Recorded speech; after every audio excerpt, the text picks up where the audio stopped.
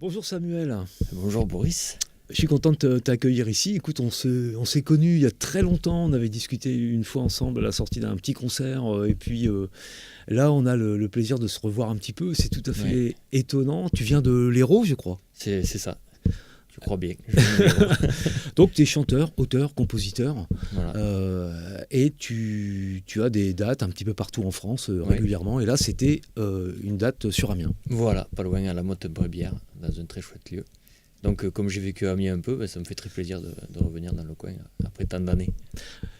Alors, quel a été ton parcours ? Qu'est-ce qui t'a amené à la chanson Eh ben, en fait, un peu un accident, un heureux accident. Il y en a d'heureux, heureusement. Et donc, je me suis retrouvé... je voulais être guitariste professionnel. Et je me suis retrouvé à un moment donné un peu sans travail en tant qu'instrumentiste. Et comme j'écrivais des choses un peu depuis quelque temps, en me disant que c'était peut-être un peu trop particulier pour que les gens puissent apprécier, et peut-être que j'avais un peu la trouille aussi. Du coup, c'était l'occasion de les mettre en musique et de voir un peu ce que ça pouvait donner, parce que j'avais pas grand-chose d'autre à faire sur le moment. Et voilà, et à ma grande surprise, ça a très bien marché. Et du coup, je me suis réconcilié avec mon amour pour les mots et les mélodies, et puis le guitare-voix, enfin, voilà, tout ça. Donc c'est parti comme ça.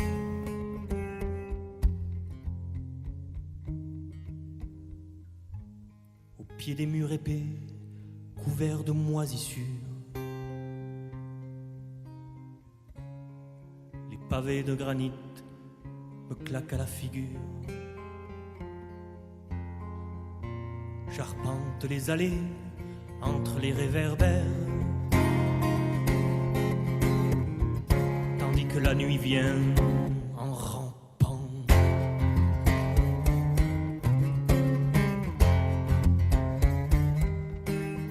Je crois effectivement que tu as une approche particulière du texte dans ton écriture. Est-ce que tu peux essayer de nous parler un petit peu de cet univers de mots qui est le tien et ce que tu cherches à produire avec ? Ouais.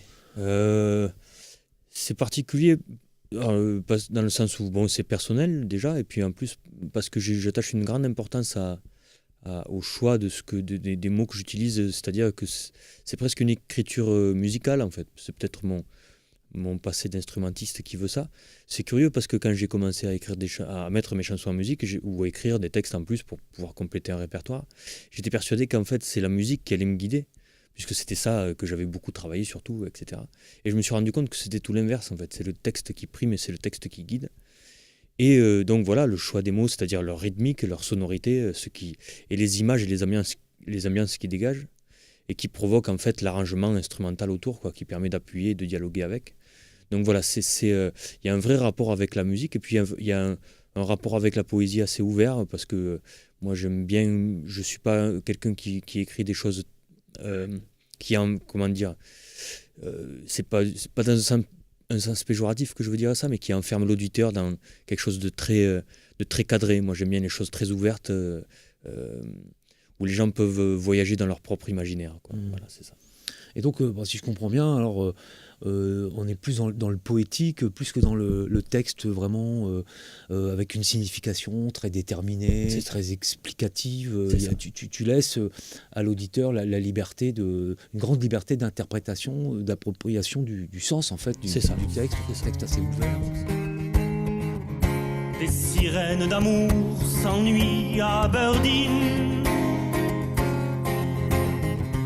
se coiffent de rosiers, se couvrent d'épines. Leurs serments de papier s'envolent des montagnes où grimpent les amants comme au mât de cocagne.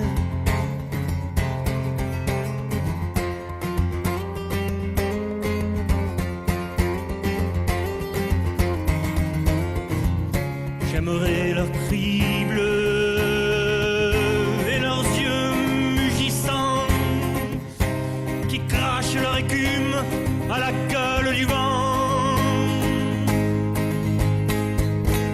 L'aube de l'univers, la mer, les goélands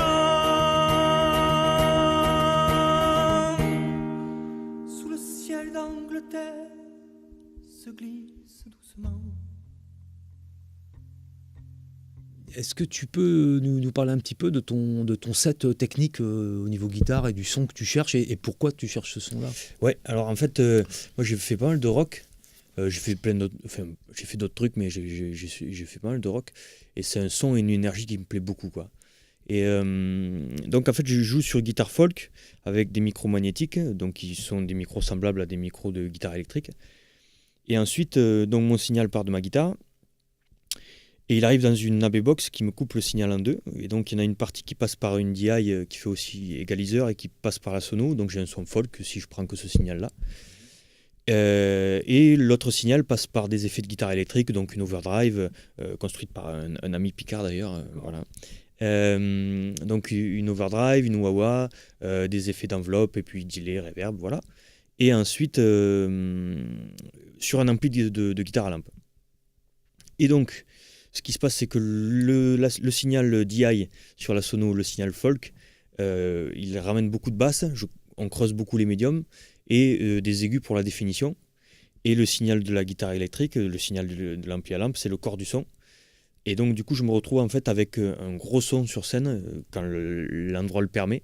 Parce que j'ai un mélange de deux mondes en fait comme ça qui me permet d'avoir quelque chose de très étalé et dans lequel moi je me sens bien, voilà. Et je retrouve cette sensation instrumentale entre le folk et le rock, quoi. Voilà. Du coup, tu as le signal DI qui, lui, donc plus médium, plus direct aussi, un peu plus dur, comme c'est le cas pour tout signal DI. Et j'ai le signal, l'autre qui est plus chaud et plus voilà. Enveloppé. Et donc, tu trouves un bel équilibre entre un signal direct et puis un signal travaillé, amplifié travaille aussi par l'intermédiaire des pédales, etc.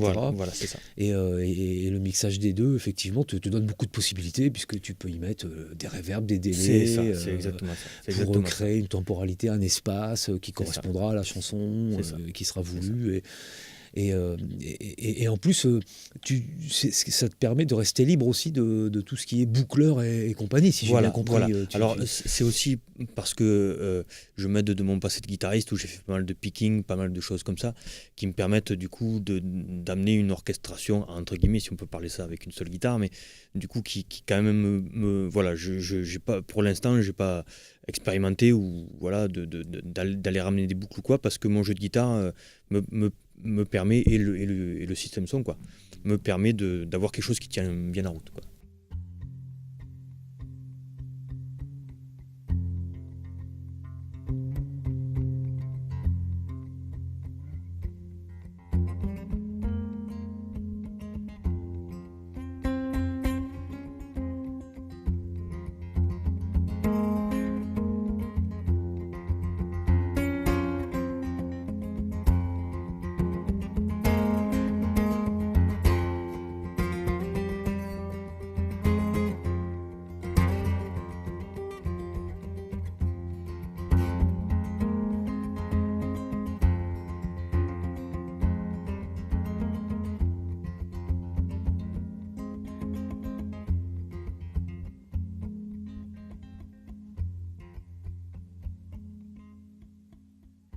Tu peux nous parler de la guitare que tu utilises? J'utilise une Cole Clark, je pense qu'il y a du monde qui connaît un peu, ça commence un peu à se faire connaître. C'est des anciennes de chez Mayton, pour ceux qui connaissent Tommy Emmanuel, voilà. Donc c'est des Australiens, et donc c'est une dread avec un pan coupé. Super guitare, enfin je l'aime beaucoup. J'ai joué pas mal sur Guild avant, sur une D46 des années 80. Et voilà, et celle-là, en fait, elle est très équilibrée et elle fonctionne vraiment bien avec mon système, je trouve. Moi, je l'aime, je sais pas, c'est une sensation aussi qu'on n'explique pas toujours. Et voilà, puis alors moi, j'ai acheté d'occasion en France, mais ils ont une belle philosophie aussi par rapport aux bois qu'ils utilisent. Ils utilisent, bon, c'est des bois australiens, mais enfin, ils utilisent des bois de là-bas pour essayer d'être un peu plus respectueux des essences qu'on travaille, parce que c'est vrai que voilà, on est un peu souvent quand on est musicien geek du matériel, mais tout ça forcément comme le reste, on coupe des arbres, on utilise des matériaux, des métaux, des machins, voilà. Donc c'est vrai que du coup c'est une philosophie que je trouve sympa, et ça, je sais pas si ça se sent dans la guitare, mais je me sens bien avec. D'ailleurs, c'est vrai que c'est toute une question écologique sur l'utilisation des bois rares, que ce soit les ébènes, les palissandres et compagnie. en faisant un petit aparté, Ouais. moi, des fois, ça m'effraie de voir à quel point on peut être omnubilé par le matériel et en oublier justement en fait que tout ça. Je veux dire, je pense qu'aujourd'hui, il y a presque plus de guitares que de guitaristes sur le marché. et je me rappelle il y a une période où Gibson a eu des ennuis, voilà, il avait récemment, et j'étais allé sur un forum sur Internet pour la première fois de ma vie. J'avais vu un gars qui avait lancé parce que j'ai vu tout un reportage là-dessus sur Arte, sur des bois de Madagascar, etc., qui transitent par. Je crois que c'est parmi les plus hauts revenus de la mafia mondiale, le trafic de bois précieux. Et donc, bref, je vois cet article passer sur un forum de musiciens et j'essaie de lancer un peu l'idée à propos de Gibson, tout ça. Et puis, en fait, c'est reparti très vite sur le matériel. Ah, t'as pas vu la dernière Ibanez, la dernière machin, etc. Impossible de dialoguer. Et je trouve ça un peu dommage parce que c'est quand même des questions assez actuelles, quoi. Et on nous balance du marketing de tel bois, tel machin, exotique et tout ça. Et bon, tout ça, ça fait quand même un paquet d'hectares à couper, quoi. Oui, un paquet d'hectares à couper, et puis aussi ça crée effectivement des plus-values sur les prix qui n'ont des fois pas de rapport avec finalement la qualité musicale, Non, du tout. puisque des fois une petite guitare pas très chère peut très bien faire l'affaire. Complètement. Il n'y a pas vraiment de règle à ce niveau-là. On l'a tous expérimenté, ça, d'aller chez un copain ou une copine, et puis il y a une guitare qui traîne dans un coin qui vaut 3 sous, on la prend, elle sonne vachement bien ta guitare. Tu repenses à celle que tu as payée 2000 € et tu te dis que pour l'écart de prix, finalement, il y aurait beaucoup de matière à dire. Samuel, quelles sont tes prochaines dates ? Alors là, je joue demain soir à Paris rapidement pour une scène où on m'a invité, c'est pas un concert officiel, dans le 20e. Et ensuite, je joue vendredi soir au Petit Théâtre du Bonheur à Montmartre avec Sebka, qui est un chanteur parisien. Du coup, on fait un coplateau. On a fait le même coplateau au Connétable il y a une semaine et ça a été d'enfer. Voilà, donc du coup, c'est la dernière date parisienne. Et ensuite, je rentre chez moi et puis là, ça enchaîne un peu jusqu'à la fin du mois de novembre. Là, c'est bien plein. Après, je prends quelques vacances. Bon, c'est super. Écoute, merci beaucoup d'être venu et on se reverra de toute façon. Avec grand plaisir. Et écoute, longue vie à ton univers. Longue vie au tien aussi parce que c'est un très bel univers aussi. On est bien ici. À bientôt. À bientôt. Embrasse-toi sur mes lèvres, disait l'homme à la vieille, et allons donc danser tous deux, l'un et l'autre et l'autre le feu.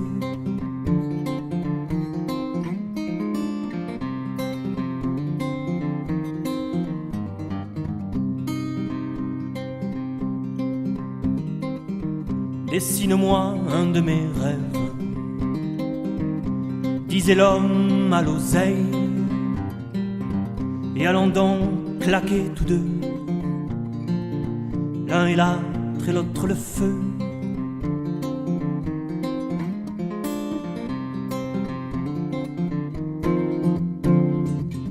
Mais bien candides sont les roses qui fleurissent dans les tapins. Et bien candides sont les roses